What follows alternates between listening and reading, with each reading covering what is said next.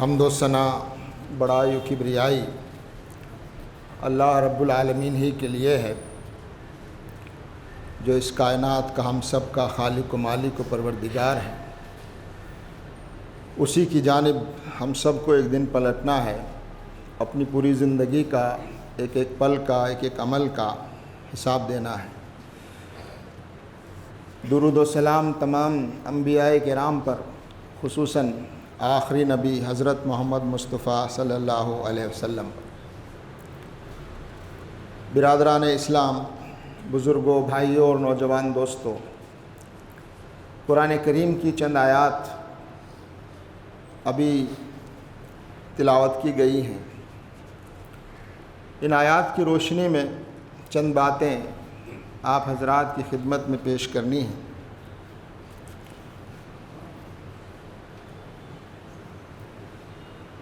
ہماری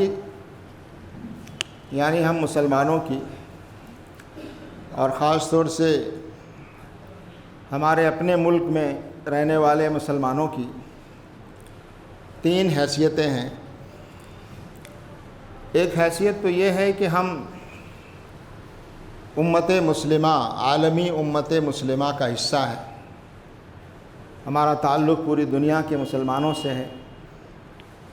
چاہے وہ ملک کے کسی کونے میں رہتا ہو، ان سے ایک رشتہ ہے، ان سے ایک تعلق ہے۔ اور حدیث رسول صلی اللہ علیہ وسلم کی روشنی میں یہ پوری امت ایک جسد کی مانند ہے، ایک جسم کی مانند ہے۔ جسم کے کسی ایک حصے کو تکلیف پہنچتی ہے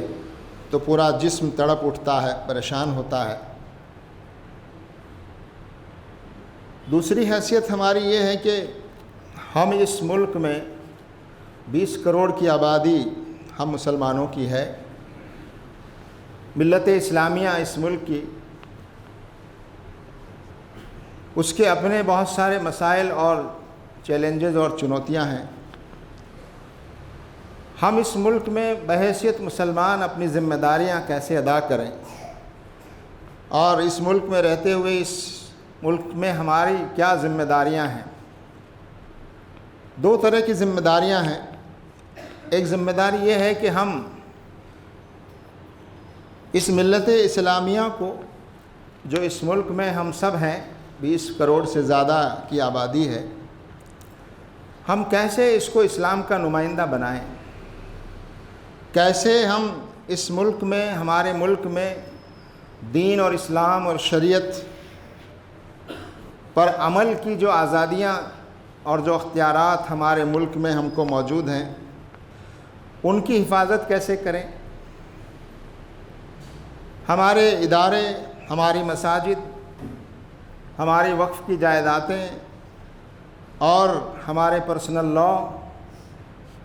ان پر جو بار بار خطرے منڈلاتے ہیں اور بار بار ان پر جو چوٹ کرنے کی کوششیں ہوتی ہیں، ان کو کیسے روکا جائے۔ یہ ملت اسلامیہ کیسے علمی لحاظ سے، تعلیمی لحاظ سے، معاشی لحاظ سے، سیاسی لحاظ سے کیسے مضبوط ہو، یہ ہمارے سامنے ایک بڑا اہم ہماری ذمہ داری اور ہمارے سامنے ایک بڑا چیلنج ہے۔ اور تیسری جو ہماری حیثیت ہے وہ یہ کہ ہم اس ملک کے ایک ذمہ دار شہری ہیں۔ ہم اس ملک کے ذمہ دار شہری ہیں۔ یہ ہمارا اپنا ملک ہے۔ اس میں ہماری حیثیت کسی سے کم نہیں ہے۔ اس ملک کو بنانے میں، اس ملک کو یہاں تک لانے میں، اور اس ملک کو آزاد کرانے میں، اور اس ملک کی ترقی میں ہر وقت ہمارا رول رہا ہے۔ اور اب اس ملک میں بحیثیت ایک ذمہ دار شہری کے ہماری کیا ذمہ داریاں ہیں، یعنی یہ ملک غلط رخ پر نہ چلا جائے، یہ ملک متحد رہے، اس ملک کے عوام کے درمیان آپسی تعلقات اور روابط اور ہم آہنگی رہے، یہ ملک ترقی کرے مادی لحاظ سے بھی، اور اس ملک میں اخلاق پروان چڑھیں، اس ملک میں ویلیوز اور اقدار جو ہیں وہ مضبوط ہوں، اس ملک میں تمام لوگوں کے حقوق محفوظ ہوں، اس ملک میں انسان کی جو عظمت ہے، ڈگنیٹی ہے، ہیومن ڈگنیٹی، اس کی حفاظت ہو، یہ ملک سب کی رائے مشورے سے چلے، کسی کی بات کسی پر تھوپی نہ جائے، اس ملک کے معاملات آپس کے مشورے سے یعنی جمہوری طریقے سے طے ہوں، یہاں کی جمہوری قدریں اور اقدار ویلیوز وہ محفوظ رہیں، یہاں ڈکٹیٹرانہ اور ظالمانہ نظام نہ آنے پائے، یہاں کوئی ایسی حکومت اور ایسا نظام نہ آئے جو ملک کی باشندوں کے درمیان دوریاں پیدا کرے، ان کے درمیان تقسیم کرے، اور اس ملک کے باشندوں کے سامنے بحیثیت مسلمان امت مسلمہ کے فرد کی حیثیت میں ہماری ایک بڑی ذمہ داری یہ ہے کہ اس ملک کے باشندوں کے سامنے جو ہمارے اپنے بھائی اور بہن ہیں، جو ہمارے اپنے ہیں، ان کے سامنے اللہ کا پیغام کیسے پہنچے، ان کے سامنے اسلام کا تعارف کیسے آئے، یہ اسلام سے واقف ہوں، اسلام کے بارے میں ان کی غلط فہمیاں دور ہوں، اور ہماری جو ذمہ داری ہے کہ ہم یہ پیغام ان لوگوں تک پہنچائیں، تو ان ذمہ داریوں کو ہم کیسے ادا کریں۔ یہ جو 3 حیثیتیں میں نے آپ کے سامنے بیان کی ہیں، ان میں آپس میں کوئی تضاد اور ٹکراؤ نہیں ہے، اور ان میں کوئی ترجیح بھی نہیں ہے کہ ہم کون سی حیثیت کو پہلے رکھیں۔ ہماری اصل حیثیت تو قرآن نے طے کر دی ہے، ہمارا اصل مقام تو اللہ تعالیٰ نے طے کر دیا ہے کہ ہم ایک خیر امت ہیں، ہم ایک داعی امت ہیں، اور اس امت کا ایک خاص مقام بھی ہے اور اس امت کی ذمہ داری ہے۔ قرآن کریم کی جو آیتیں میں نے آج کی اپنی گفتگو کے لیے منتخب کی ہیں، ان میں وہ آیتیں جن میں فرمایا گیا یا ایھا النبی انا ارسلناک شاہدا و مبشرا و نذیرا، اے نبی صلی اللہ علیہ وسلم، ہم نے آپ کو بھیجا ہے شاہد بنا کر، گواہ بنا کر، اور بشیر بنا کر، خوشخبری دینے والا، اور نذیر بنا کر یعنی لوگوں کو تنبیہ کرنے والا، باخبر کرنے والا، برے انجام سے ڈرانے والا، خطرات سے آگاہ کرنے والا، وداعیا الی اللہ، اور اللہ کی طرف بلانے والا، باذنہ، اللہ کے اذن سے، اللہ کے حکم سے، سراجا منیرا، اور ایک روشن دلیل بنا کر اور ہدایت کے ساتھ ہم نے تم کو بھیجا ہے۔ وبشر المؤمنین بأن لهم من اللہ فضلا کبیرا، اور یہ مومنین کے لیے خوشخبری ہے، یعنی اللہ کے رسول کا آنا، کتاب کا آنا، یہ اللہ کی یہ خوشخبری ہے مومنین کے لیے، اور یہ اللہ تعالیٰ کا بہت بڑا فضل اور اس کا احسان ہے۔ اسی طرح فرمایا گیا وما ارسلناک الا کافۃ للناس بشیرا ونذیرا، اے نبی صلی اللہ علیہ وسلم، ہم نے تم کو نہیں بھیجا مگر تمام انسانوں کے لیے، کافۃ للناس، تمام انسانوں کے لیے، بشیر و نذیر بنا کر، خوشخبری دینے والا اور ڈرانے والا۔ ولکن اکثر الناس لا یعلمون، لیکن اکثر لوگ ہیں کہ وہ جانتے نہیں ہیں آپ کے اس مقام کو، آپ کی اس حیثیت سے وہ واقف نہیں ہیں۔ محترم حاضرین، ان آیات کی روشنی میں ہم غور کریں۔ ہم ذرا پہلے اس ملک میں ملت اسلامیہ کی حیثیت میں جو ہمارے سامنے مسائل ہیں، ہمارے سامنے جو چیلنجز ہیں، ظاہر ہے جو وقتی چیلنجز ہوتے ہیں، جو فوری طور پر جو پریشانیاں اور آزمائشیں ہوتی ہیں، جو شارٹ ٹرم مسائل ہوتے ہیں، وہ ہمیں زیادہ پریشان کرتے ہیں، اور یقیناً ہمیں اس پر پریشان اور فکر مند ہونے کی بھی ضرورت ہے کہ آج ہمارے اپنے ملک میں مسلمانوں کے جو دستوری حقوق ہیں، ان کی جو مذہبی آزادی ہے، ان کو جو دستور کے مطابق دیے گئے اختیارات ہیں، ان اختیارات میں دھیرے دھیرے کمی کرنے کی، دائرے کو تنگ کرنے کی، اور مسلمانوں پر ایک دباؤ بنانے کی، ان میں ایک خوف، ہراس اور مایوسی پیدا کرنے کی کوششیں پچھلے ایک دہائی سے زیادہ تیزی کے ساتھ ہمارے ملک میں ہو رہی ہیں اور ہم سب واقف ہیں، اور اس میں ظاہر ہے کہ جو اقتدار میں جو پارٹی ہے، اقتدار میں جو لوگ ہیں، وہ مسلمانوں اور اسلام کے بارے میں جو نظریہ، غلط نظریہ رکھتے ہیں، اور ان کا ایک منفی اور نگیٹو جو ایجنڈا ہے اسلام اور مسلمانوں کے بارے میں، اس کے نتائج ہم برابر دیکھ رہے ہیں۔ کبھی موب لنچنگ کے نام پر مسلمانوں پر تشدد ہوتا ہے، کہیں پر بغیر کسی وجہ کے ان کے گھروں کو مسمار کر دیا جاتا ہے بلڈوزر کے ذریعے، کہیں عبادت گاہوں کو ڈھایا بھی جا رہا ہے، وہاں پر بلڈوزر چل رہے ہیں۔ اور اب یہ وقف کے جو بل لایا گیا، اس کے ذریعے سے جس طرح سے ہماری وقف کی جائیدادیں، ہماری مساجد، ہمارے دوسرے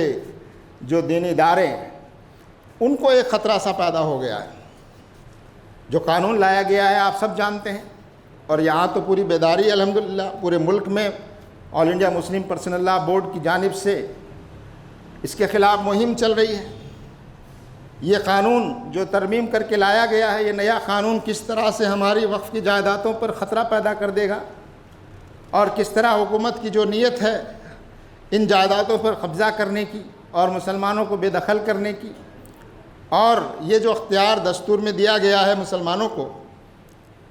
مسلمانوں ہی کو نہیں، تمام مذاہب کے لوگوں کو، کہ وہ اپنے مذہبی معاملات کو خود مینیج کریں گے، اپنے مذہبی معاملات کا انتظام اور مینیج کرنے کے اختیارات ہر مذہب کے لوگوں کو دیے گئے ہیں، مسلمانوں کو بھی دیے گئے ہیں، لیکن آہستہ آہستہ اس قانون کے ذریعے سے ان اختیارات میں کمی کی جا رہی ہے، ان اختیارات میں مسلمانوں کے دخل کو کم کیا جا رہا ہے۔ تو یہ ایک اہم مسئلہ ہے، اور یقیناً اس مسئلے پر مسلمان بیدار بھی ہے،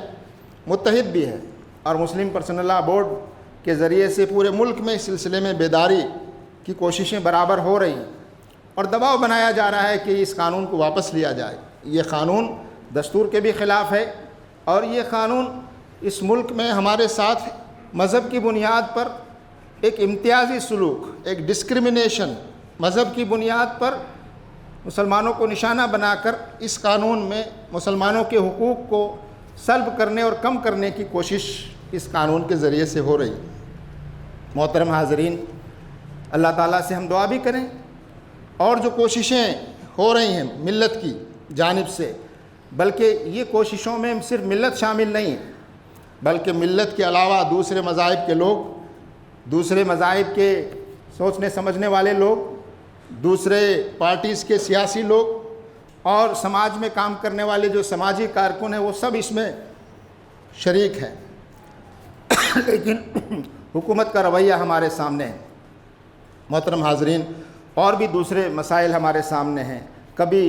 یونیفارم سول کوڈ کے نام پر ایک ماحول بنایا جاتا ہے، کچھ ریاستوں نے وہ قانون بھی بنا لیا ہے، اور اس کے ذریعے سے مسلمانوں کو شریعت پر عمل کرنے کی جو آزادی ہے، اس آزادی کو آہستہ آہستہ قوانین کے ذریعے سے کم کرنے اور تنگ کرنے کی کوشش کی جا رہی ہے۔ تو یہ مسائل آج سے نہیں ہیں، بہت پہلے سے ہیں، لیکن ان پچھلے 10 سالوں میں، پچھلے ایک دہائی میں ان مسائل اور اس طرح کے اس اسلاموفوبک، یعنی اسلام اور مسلمانوں کے خلاف نفرت کا ایک ماحول اور مسلمانوں میں ڈر اور خوف پیدا کرنے کی کوشش جس طرح سے کی جا رہی ہے منظم طور پر، اس کا بھی ہم کو مقابلہ کرنا ہے، اور اس کو بھی روکنے کی کوشش کرنا ہے، سیاسی طور پر بھی کرنا ہے، سماجی سطح پر بھی کرنا ہے، دوسرے مذاہب کے لوگوں کو ساتھ لے کر بھی ہمیں اپنی ان دستوری تحفظات اور دستوری اختیارات کی حفاظت کرنی ہے۔ لیکن ان کی حفاظت کا سب سے بہترین جو طریقہ ہے وہ یہ کہ ہم خود اپنے عمل کے ذریعے سے ان کی حفاظت کریں۔ شریعت کی حفاظت قانون کے ذریعے تو ہوتی ہے، دستور کے ذریعے تو ہونی ہے، لیکن جب تک ہم شریعت پر عمل نہ کریں، مساجد کو آباد نہ کریں، ہم اپنی ذمہ داریاں ادا نہ کریں، تب تک صحیح معنی میں ہم ان کی حفاظت نہیں کر سکتے۔ تو یہ بنیادی چیز ہمارے سامنے رہنی چاہیے۔ عالمی سطح پر جو کچھ ہو رہا ہے پورے دنیا میں ہم دیکھ رہے ہیں، مسلمانوں اور خاص طور سے فلسطین اور غزہ میں، اور پوری دنیا پریشان ہے، مسلمان پریشان ہیں۔ غزہ کو جس طرح سے تباہ و برباد کیا گیا، جس طرح وہاں روزانہ سینکڑوں لوگوں کی جانیں لی جا رہی ہیں، اور پوری دنیا خاموش ہے، بڑی طاقتیں خاموش ہیں۔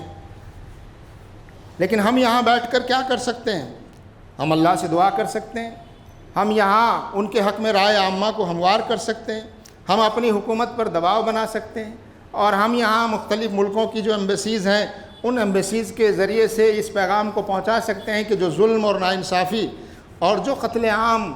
غزہ میں، فلسطین میں ہو رہا ہے، جو ظلم اور زیادتی ہو رہی ہے، اس کو روکا جانا چاہیے، اور بنیادی جو انسانی حقوق ہیں ان کی حفاظت کی جانی چاہیے۔ پورے ملک میں یہ کوششیں ہو رہی ہیں، ملت اسلامیہ کی طرف سے بھی ہو رہی ہیں، اور ملکی جو مسلم جماعتیں اور تنظیمیں اور دوسرے مذاہب کے لوگ اور دوسرے لوگ مل کر بھی فلسطین کے مسئلے کو الحمدللہ اٹھا رہے ہیں۔ پچھلے دنوں دلی میں بہت سی ایمبیسیز کے ساتھ ملاقاتوں کا پروگرام بنا ہے، اور کئی ایمبیسیز سے، کئی ان کے نمائندوں سے ملاقاتیں ہو کر ہم اپنی بات لوگوں تک پہنچانے کی کوشش کر رہے ہیں۔ تو یہ ہماری ذمہ داری ہے، ذمہ داری ہماری اس ناطے بھی ہے کہ ہم مسلمان ہیں، امت مسلمہ کا حصہ ہیں، اور فلسطین اور غزہ میں جو کچھ ہو رہا ہے وہ ہمارے اپنے بھائیوں اور بہنوں کے ساتھ ہو رہا ہے۔ لیکن اگر کسی اور کے ساتھ بھی ایسا ہو، اگر کسی دوسرے مذہب کے لوگوں کے ساتھ بھی ایسا ہو، تو بھی ہم ملت اسلامیہ کی، امت مسلمہ کی یہ ذمہ داری ہے کہ وہ ناانصافی کے خلاف، ظلم کے خلاف، تشدد کے خلاف، انسانی عظمت کو ختم کرنے والی کوششوں کے خلاف، اور اس قتل عام کے خلاف، اگر وہ مسلمانوں کے خلاف بھی نہ ہوتا، کسی اور کے خلاف ہوتا، تو بھی یہ ہماری ذمہ داری تھی اور ذمہ داری ہے کہ ہم اس کے خلاف آواز اٹھائیں۔ ہم اللہ تعالیٰ سے دعا کریں اپنے فلسطینی بھائیوں کے لیے خاص طور سے، کہ اللہ تعالیٰ ان کی مدد و نصرت فرمائے، اللہ تعالیٰ ان کی شہادتوں، قربانیوں کو قبول فرمائے، اللہ تعالیٰ ان کی راہوں کو آسان فرمائے، اللہ تعالیٰ ان کو آزادی عطا فرمائے، اللہ تعالیٰ ان کو ان کا ملک عطا فرمائے، اللہ تعالیٰ ظالموں کو ان کے انجام تک پہنچائے اور ظالموں کو ذلیل و رسوا کرے، اور اللہ تبارک و تعالیٰ ان شہادتوں کو قبول فرمائے، اور باشندگان فلسطین کو، ان کو اپنا ملک اور آزادی ان کو عطا فرمائے۔ میں انہی چیزوں کو آگے بڑھاتے ہوئے آخری حصہ جو میری گفتگو کا ہے وہ یہ کہ اس ملک میں بحیثیت مسلمان ہماری ان ذمہ داریوں کے ساتھ ساتھ ملت کا تحفظ، ملت کے حقوق کا تحفظ، شریعت کی اور اسلامی ہماری پہچان کی، ہمارے حقوق کی، اداروں کی حفاظت، مسلمانوں کی ترقی، مسلمانوں کی مضبوطی، ان سب کے ساتھ ساتھ ہماری یہ جو ذمہ داری ہے کہ یہ ملک غلط راہوں پر نہ جائے، یہ ملک غلط رخ پر نہ جائے، یہ ملک ان بنیادوں پر قائم رہے جن بنیادوں پر اس کی بنیاد آزادی کے بعد رکھی گئی، اور یہاں سب کو برابری کا حق ہو، یہاں سب کے ساتھ انصاف ہو، اور یہ ملک مادی اعتبار سے بھی تعمیر اور ترقی کی راہوں پر آگے بڑھے۔ لیکن ہماری سب سے بڑی ذمہ داری اور ہمارا جو اصل مقام جو قرآن نے طے کیا ہے وہ مقام یہ ہے کہ ہم ایک دائی امت ہیں، ہم ایک خیر امت ہیں، اور جو آیتیں میں نے آپ کے سامنے تلاوت کی ہیں جس میں نبی کریم صلی اللہ علیہ وسلم کو مبعوث کیا گیا، ان کی ذمہ داریاں بتائی گئی کہ آپ تمام انسانوں کے لیے بشیر و نذیر بنا کر بھیجے گئے، آپ تمام انسانوں کے لیے شاہد اور گواہ بنا کر بھیجے گئے کہ آپ کی زندگی سے، آپ کے عمل سے، آپ کی باتوں سے اسلام کی شہادت اور گواہی دیں۔ قرآن کریم میں سورہ حدید میں یہ بھی فرمایا گیا، لقد ارسلنا رسولنا بالبینات وانزلنا معهم الکتاب والمیزان لیقوم الناس بالقسط۔ در حقیقت ہم نے اپنے نبیوں اور رسولوں کو بھیجا کھلی ہوئی نشانیوں کے ساتھ، اور ان پر کتابیں نازل کی، اور ان کو میزان عطا کیا، لیقوم الناس بالقسط، تاکہ انسانی سماج میں انصاف قائم ہو، عدل قائم ہو۔ اقامت دین اور اللہ کے دین کو قائم کرنا اس امت کی ذمہ داری ہے، اور اس ملک میں ہماری ذمہ داری ہے کہ اللہ کا دین ہماری زندگیوں میں قائم ہو، ہماری انفرادی زندگیوں میں اللہ کا دین آئے، ہماری اجتماعی زندگی اللہ کے دین کے مطابق ہو، اور ہمارا معاشرہ اور سماج اللہ کے دین کے مطابق ہو، ہماری معیشت اور ہمارے بازار اللہ کے دین کے مطابق ہوں، ہماری عدالتیں اللہ کے دین کی تعلیمات کی روشنی میں انصاف کرے، یہاں تک کہ ہمارا نظام اور حکومت کا نظام بھی اللہ کی ہدایات اور رہنمائی کے تابع ہو۔ یہ اقامت دین کا پورا تصور ہمارے سامنے ہے، جو قرآن نے ہم کو بتایا کہ اللہ کے دین کی اقامت کا مقصد اس آیت میں، سورہ حدید کی آیت میں جو بتایا گیا وہ یہ لِيَقُومَ النَّاسُ بِالْقِسْطِ، امتوں کا برپا کیا جانا، نبیوں کا آنا، کتابوں کا نزول، یہ سب اس لیے ہے تاکہ انسانی معاشرے اور انسانی سماج میں عدل قائم ہو، انصاف قائم ہو۔ اقامت دین اس لیے ضروری ہے کہ اس کے بغیر انصاف قائم نہیں ہو سکتا، اللہ کے دین کے قائم کیے بغیر عدل قائم نہیں ہو سکتا، ظلم اور ناانصافیاں ختم نہیں ہو سکتی، اس لیے اقامت دین ضروری ہے اور لازم ہے۔ ہر نبی پر یہ لازم کیا گیا، ہر نبی نے اپنے اپنے زمانے میں اس ذمہ داری کو ادا کیا۔ آخری نبی حضرت محمد مصطفیٰ صلی اللہ علیہ وسلم نے ایک نمونہ پیش کیا ہر چیز کا، پورے اسلام کا، انفرادی نمونہ بھی، اجتماعی نمونہ بھی، اور پوری سیاست اور ریاست کا نمونہ بھی، کہ کس طرح اسلام اپنی پوری تفصیلات کے ساتھ کیسے نافذ کیا جا سکتا ہے۔ محترم حاضرین، ہماری اصل حیثیت اور ہمارا اصل کام، ہماری اصل ذمہ داری وہی ہے جو آخری نبی حضرت محمد مصطفیٰ صلی اللہ علیہ وسلم کی تھی، اور اب یہ ذمہ داری اس پوری امت کی ذمہ داری ہے۔ اب یہ ذمہ داری ہم میں سے ہر شخص کی ذمہ داری ہے کہ اللہ کا یہ پیغام اللہ کے بندوں تک پہنچے۔ کہ اللہ کے دین کی اقامت اس وقت تک ممکن نہیں ہے جب تک کہ لوگ اللہ کے دین سے واقف نہ ہوں، جب تک کہ لوگوں کے سامنے اللہ کا دین واضح طور پر سامنے نہ آئے، اللہ کے دین کی تفصیلات لوگوں کو معلوم نہ ہو، اور ہماری زندگیوں سے جب تک اللہ کے دین کی گواہی نہ دی جائے، ہماری انفرادی زندگی، ہماری اجتماعی زندگی، ہمارا معاشرہ، مسلم معاشرہ، مسلمانوں کے محلے، مسلمانوں کی مساجد، ہمارے ادارے، یہ تمام کے تمام اللہ کے دین کی گواہی دینے والے بنے، یہ تمام کے تمام اللہ کے دین کا تعارف کرانے والے بنے۔ اس ملک میں ہماری یہ ذمہ داری ہے کہ ہم لوگوں کو اللہ کی طرف بلائیں، اللہ کی بندگی کی طرف بلائیں، لوگوں کو اللہ کی بندگی کی دعوت دیں۔ اللہ سے اتنا بڑا معاشرہ، 145 کروڑ کی آبادی کا ہمارا یہ ملک، اور جس میں 20 کروڑ سے زائد مسلمان، 125 کروڑ کی آبادی ایسی ہے ہمارے ملک میں جو ہمارے اپنے بھائی بہن ہیں کہ وہ اللہ کو نہیں جانتے، ان کے سامنے اسلام کا کوئی تصور نہیں ہے، زندگی کا مقصد ان کے سامنے نہیں ہے، اور وہ آنکھ بند کیے ہوئے اندھیروں میں بھٹک رہے ہیں، وہ شرک میں مبتلا ہیں،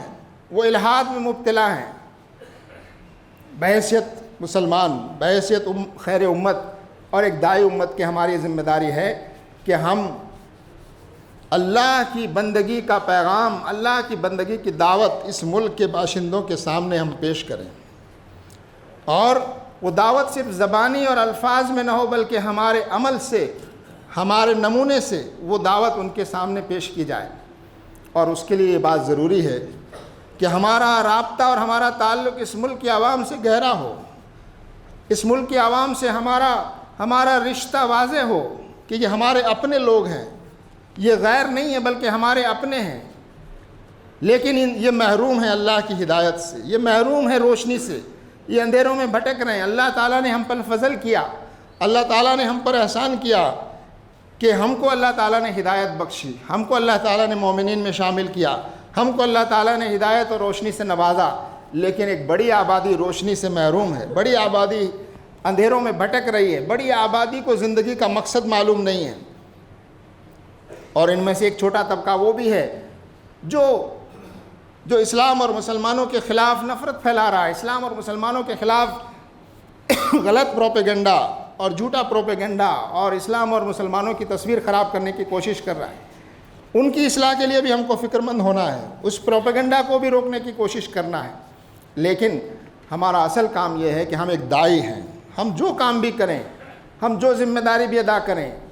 یا جس ذمہ داری کو بھی ہم ادا کریں، وہ ذمہ داری یہ سامنے رکھتے ہوئے ادا کریں کہ ہم ایک داعی ہیں، ہم اللہ کی طرف بلانے والے ہیں۔ ہمارا اصل کام یہ ہے کہ ہم اللہ کے بندوں کو اللہ کی بندگی کی طرف بلائیں اور ان کو اللہ کی بندگی کی دعوت دیں۔ جس طرح نبی کریم صلی اللہ علیہ وسلم پریشان رہتے تھے، اللہ کے رسول صلی اللہ علیہ وسلم نے ایک مرتبہ فرمایا صحابہ سے کہ میری اور تمہاری مثال ایسی ہے جیسے کسی نے آگ جلائی ہو اور تم ہو کہ اس آگ میں اپنے آپ کو جلانے کے لیے پتنگوں کی طرح اس آگ میں اپنے آپ کو جلا رہے ہو، اور میں ہوں کہ تمہاری پیٹھ پکڑ پکڑ کر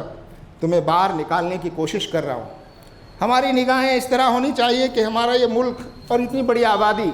کس طرح جہنم کی طرف بڑھ رہی ہے، کس طرح ایک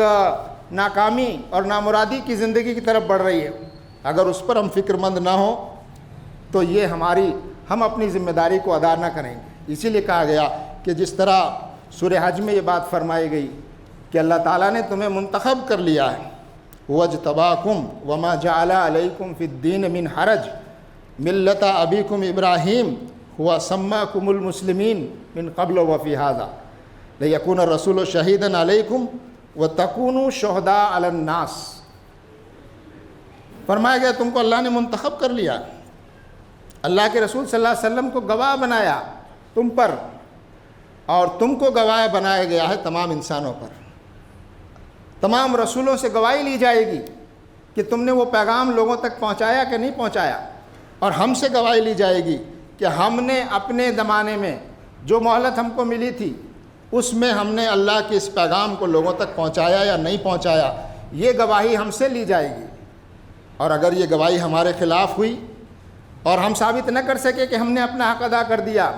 تو ظاہر ہے کہ اللہ کی بارگاہ میں مجرم قرار پائیں گے۔ اس حیثیت سے سوچنے کی ضرورت ہے، اس ملک کا مستقبل، اس ملک کے باشندوں کا مستقبل ہماری ذمہ داری پر منحصر ہے۔ اگر ہم اپنی ذمہ داری صحیح سے نہ نبھائیں تو یہ ملک اور یہ ملک کی عوام، اس ملک کا نظام یہ بھی غلط رخ پر چلا جائے گا، اور اس ملک کے باشندے ہم اگر اپنی ذمہ داری سے غفلت برتیں گے تو یہ جہنم کی طرف بڑھ رہے ہیں